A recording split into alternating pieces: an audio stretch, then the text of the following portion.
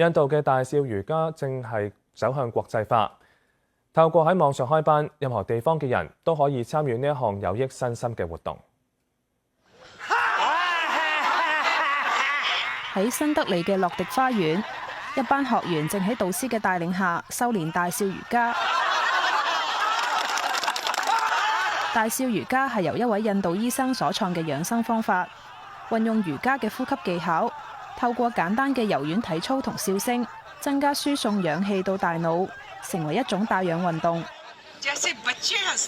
導師話，大笑瑜伽嘅鍛煉秘訣係唔需要諗出任何好笑嘅理由，要好似嬰兒咁樣無緣無故都會笑起嚟，只要開懷大笑就可以激活橫膈膜，並釋放快樂荷爾蒙，減輕精神壓力。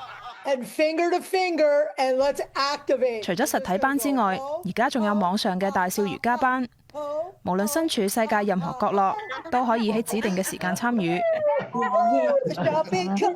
導師會帶領學員以各種肢體動作發出唔同嘅笑聲，例如扮獅子笑，或者幻想自己係啱啱射入龍門嘅足球員。有科學研究顯示，經常笑可以預防心臟病。因為笑聲能夠促使大腦分泌令血管擴張嘅化學物質，從而降低血壓，防止血管栓塞，減少心臟病發嘅風險。